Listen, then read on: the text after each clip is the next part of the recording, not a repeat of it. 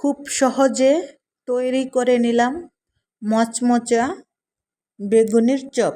আসসালামু আলাইকুম, সবাই কেমন আছেন? আপনাদের সাথে আছে আমি মা মেয়ে ঘরোয়া ব্লগ। দূরে এবং কাছে আমার প্রাণপ্রিয় ভাই ও বোনেরা, আপুরা, বন্ধুরা যে যেখানে আছেন, আশা করি সবাই ভালো আছেন, সুস্থ আছেন এবং নিরাপদে আছেন। আপনাদের ছোট বড় সবার দোয়া এবং ভালোবাসা আলহামদুলিল্লাহ আমিও আমার ফ্যামিলির সবাইকে নিয়ে ভালো আছি। মনে করছেন কি যে দুটা বেগুন কেটে নিচ্ছি, এতগুলা কি বেগুনের চপ বানাবো? না, দেখতেছি বেগুন দুটা একদম কেমন জানি হুডা হয়ে গেছে। তারপরে ভাবলাম শুকিয়ে গেছে, তারপরে ভাবলাম কেটে নেই। সম্পূর্ণ বেগুনগুলা যদি কেটে নেই তাহলে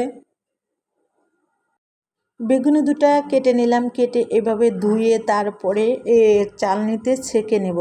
এভাবে করে যদি আমি ছেঁকে রাখি তাহলে আরেক দিন এভাবে সংগ্রহ করে রাখলে আরেক দিন খাওয়া যায়। তাই সেজন্য আমি কি করলাম যে এইভাবে করে এখন পানিগুলো ঝরায় নিলাম। পানিগুলো ঝরায় নেওয়া তারপরে আমি বেসনটা ঘোলাইতে নিলাম। দেখেন যে বেসনটা আমি কিভাবে গোলাই। আমার মতো একবার হলো আপনারা ট্রাই করবেন যে বেগুনের চপ করার জন্য। এই যে দেখেন, এটা হলো লালটা হলো কি জানেন, গুঁড়ামরিচ দিলাম, কালিজিরা দিলাম, এটা হলো বেকিং পাউডার বলেন, সোডা বলেন, যা বলেন, লবণ দিলাম। এটা হলো একটা দিলাম জর্দা রং, তারপরে দেব লবণ, স্বাদ মতো লবণ। লবণটা তো স্বাদ মতো আন্দাজ করে নিতে হবে, কারণ হচ্ছে রোজা রেখে তো আর ট্রাই করা যায় না। তাই আমি আজকের রোজা রেখে আমি এই বেগুনের চপটা বানাইলাম। বেগুনের চপ বলেন বা বেগুনের রেসিপি বলেন, যেটাই বলেন, যদি আমি বুঝি যে রান্না করলে বলে যে বেগুনের রেসিপি, বেগুন দিয়ে একটা রেসিপি করলাম, আর এটা যেহেতু বেগুনি দিয়ে বেসন দিয়ে গোলাম, এটা বেগুনের চপ বলেই হয়।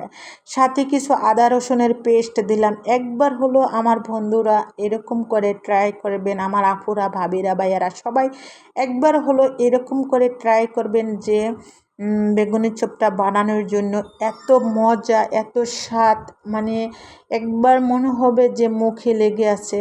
আর এতটা মচমচা হয়, আসলে কিভাবে বলবো, একবার আমি তো আর খাওয়ায় দেখাইতে পারবো না।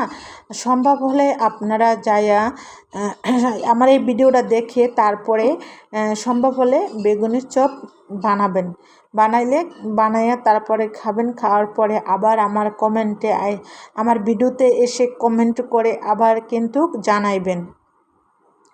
আসলে কি জানেন, এই বয়সটা আমি ভোর রাতে খাওয়ার পরে আমি বয়স দিচ্ছি, মনে হইতেছে আমার কথাগুলো এলোমেলো হয়ে যায়, সুন্দর করে বলতে পারি না। কেন জানেন, যে ঘুমের থেকে উঠে তারপরে খাওয়া দাওয়া করে কিন্তু আসলে বয়স দিলে একটু মনে হইতেছে খারাপ লাগে। আর দিনে তো মনে হইতেছে ভয়েস দিতেই পারতেছি না, কারণ হয়েছে মনে হয় শরীর একদম এরকম খারাপ লাগে, কথাই মুখে আসে না। তার জন্য আর আমি দিনে বয়সটা দিতে পারি না, চেষ্টা করি রাত্রে দেওয়ার জন্য। তা রাত্রে আজকে সন্ধ্যা রাত্রে দিতে পারি নাই। তারপরে কি করলাম যে আমি ভোর রাত্রে খাওয়ার পরে, সেহরি খাওয়ার পরে আর কি, খাওয়া দাওয়ার পরে আমি বয়সটা দিলাম। আর দেখেন প্রথম বেগুনের চপগুলা একটু ফুলে উঠছে কম, কারণ হচ্ছে তেলটা তখন হয় না। আর এখন দেখেন যে তেলটা গরম হয়ে গেছে, কিন্তু গরম হয়ে যাওয়ার পরে এখন বেগুন দেওয়ার সাথে সাথে ফুলে ওঠে।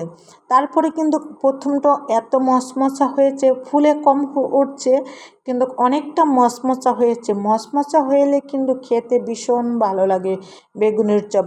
আমি জানেন বেগুনের চপ অনেক পছন্দ করি, আমার মেয়ে কিন্তু খায় না। আমার মেয়ে খায় কি জানেন, আলুর চপ। আর আমার হলো বেগুনের চপ। আমার বেগুনের চপ এত পছন্দ। আর আমার ছোটো মেয়ের পছন্দ হলো ডিমের চপ। এই তিন পদের চপগুলা পছন্দ করে, কেউ বেগুনি, কেউ আলুর চপ, কেউ ডিমের চপ। যাই হোক, এই তো আমার ভিডিওটা যদি আপনাদের কাছে ভালো লাগে তাহলে লাইক, কমেন্ট, শেয়ার করতে ভুলে যাবেন না। আমার বন্ধুদেরকে বলে দিলাম, যেহেতু আমার বন্ধুরা ভুলে যেন না, কারণ হচ্ছে রোজা বলে কথা, যে আসলে বন্ধুদের ভুলে যাওয়ার কথা। সবাই তো রোজা রেখে ক্লান্ত, তাই না?